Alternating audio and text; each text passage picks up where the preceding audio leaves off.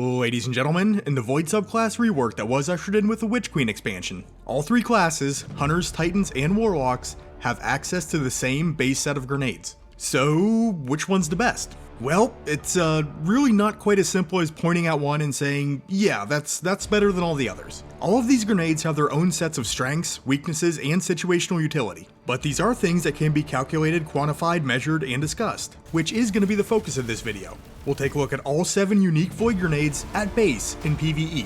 So no class-specific abilities or exotic armor pieces will be factored in, but we'll run each one's damage output and talk about why you may want to use a specific grenade. Then you can decide what the best grenade would be to fit your individual playstyle. And like I mentioned a few moments ago, this video is PvE only. I may do a follow-up video for PvP if there's enough interest in it. So let me know in the comments if that's something you'd like to see. And if you do end up enjoying this video, liking, sharing, and subscribing to the Ironworker Gaming channel are all great ways of supporting the content. But as always, only do so if you feel that the content is worth supporting. With that though, we'll start things out with the Vortex grenade. It creates a vortex that pulls targets inward, continually damaging those trapped inside. The base cooldown is 2 minutes and 1 second, which is one of the longest of the bunch. So when the grenade contacts a hard surface or an enemy, a dome-shaped void bubble will be created at the point of impact. And it's going to try to pull any enemies in the vicinity into itself. For the damage, versus my preferred testing dummy, Karl the Colossus. On a direct impact, we'll see 7,067 points of damage from the initial impact and the blast.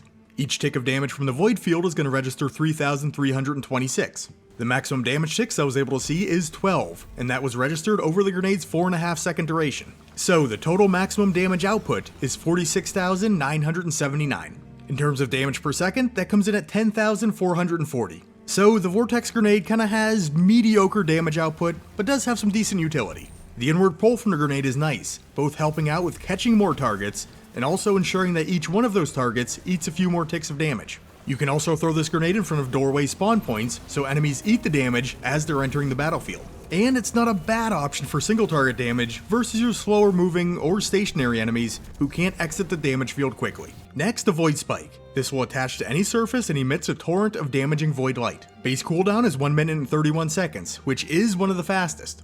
So the Void Spike is a directional based AoE grenade. If you hit the floor, the energy beam is going to shoot straight up. Stick it to a wall, and it will cast out horizontally across your screen in a conical shape. Directly impacting a target with this grenade does only minuscule damage, but damage from the Void Torrent will deal 3,880 points of damage per tick. I was able to see a maximum of 17 ticks over the grenade's 4 second duration, putting the total maximum damage output at 65,960. In terms of damage per second, 16,490. So this grenade can put quite a bit of damage on a single target, and can catch quite a few adds if placed properly. And that is the key to success with the Void Spike. Placement. You gotta stick this thing in advantageous positions and watch out for quirks in the area's geometry. Catching an uneven surface can throw the beam off kilter, causing it to hit nothing. But just like the Vortex grenade, due to its extended duration, it can be a nice spawn point trap or walling tool. All in all, it's a pretty solid grenade, but only if you place them carefully. Then the Void Wall, a grenade that creates a horizontal wall of burning void light. The base cooldown is 1 minute and 45 seconds, which is middle of the road. So when this grenade hits the floor, it will detonate with void energy sprawling horizontally, determined by the angle of impact. The directional orientation of the wall can and will change if the grenade bounces off an object before detonating. Damage from the blast and the initial projection of the wave are causing 13,370 points of damage. Subsequent damage ticks from the lingering effect are dealing 5,820 points of damage apiece, and they're rolling out at about 5 ticks every second. Total duration of the grenade is about 6 seconds, with the void wall burning for about 5 of those seconds. Theoretically, this would allow a single grenade to deal 158,870 points of damage to a single target, which is an absurdly high number. But remember, this line of energy is very thin. Most targets will pass in and out of this line extremely fast. Even the damage stagger from the grenade effect causes Karl to get knocked out of it temporarily. So while the Void Wall technically can do that much damage, don't expect it. But that doesn't mean it isn't a handy grenade. Great for walling off a section of the combat area, or toss it into a pack of trash ads and let the chips fall where they may. It's bound to get some of them. Onto the Suppressor grenade. This grenade suppresses targets, preventing them from using abilities for a short time. And we're looking at the long base cooldown of 2 minutes and 1 second. The suppression description should also be noted here.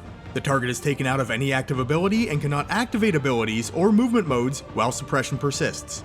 Afflicted combatants cannot fire their weapons either. This is the first grenade on the list that is not mainly AoE based. It is void blast damage, and there is a bit of a delay to this grenade. It takes about 1.5 seconds for this grenade to detonate after it hits the floor, so there is a little bounce and tumble action going on here. The damage from the grenade is proximity based, with max damage coming in at 40,023 between the touch of impact damage and the blast. This damage will diminish the further the target is away from the explosion, but any damage inflicted by the grenade will cause the affected target to become suppressed, and that suppression effect will last for about 10 seconds. And as you can see, Carl is completely non-combative here. Do keep in mind though, suppression is generally non-effective versus bosses or ultras. But there is a good bit of utility in this grenade, once you get accustomed to getting the grenade to plop and stop where you want it.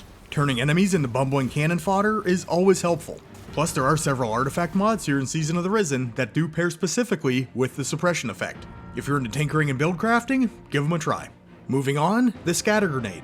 A grenade that splits into many sub-munitions and covers a large area with multiple explosions. Here again, the longer 2-minute and 1-second cooldown.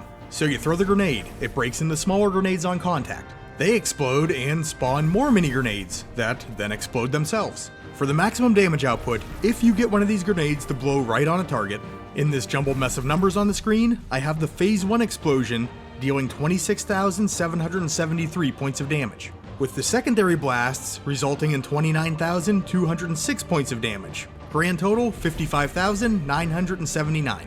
This may fluctuate slightly because each sub-munition's damage is proximity based, but I did run this test several times and I'd say 55,000 is a pretty reasonable average to expect. If you're using this grenade more for ad clear and casting it in an open area, that's when you're going to see this scattering effect, covering a pretty good swatch of real estate.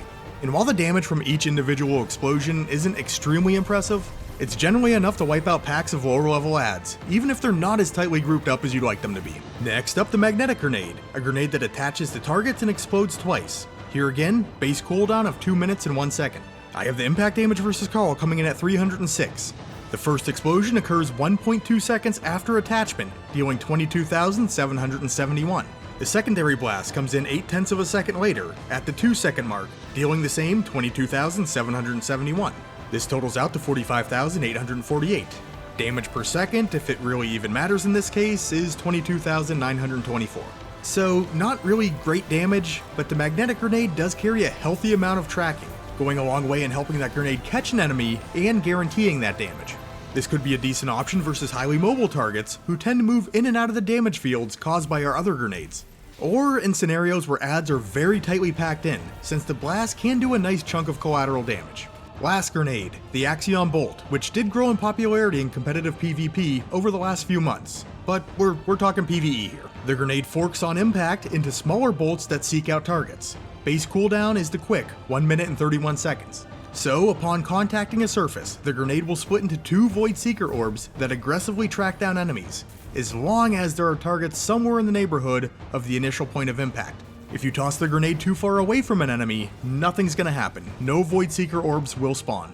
And to see both orbs pop out of the grenade, there needs to be 2 targets for those orbs to lock onto. If we're using the Axion Bolt versus a single enemy, only 1 Void Seeker orb will spawn. So the best we can do for single target damage in this case is 265 on a direct impact. The Void Seeker immediately spawns, hits Carl for another 267 points of impact damage, and 26,505 from the blast. 27,037 points of damage in total.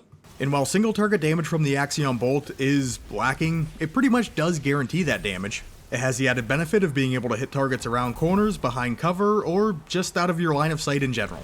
But that rounds out our Void Grenades. I'll keep the notes up on screen if you want to compare and contrast numbers as we wrap things up here.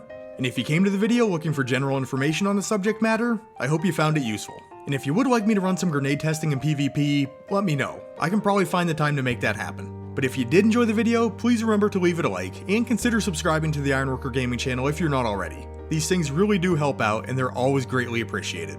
The link to the Ironworker Gaming Discord is in this video's description if you're looking for a group of Guardians to play or just talk Destiny with. And be sure to drop any of your thoughts down in the comments. What's your preferred Void Grenade, and what do you like about it? Let me know, I'm always interested to hear your take on things. But with all that being said, you guys are awesome, and I will catch you on the next one.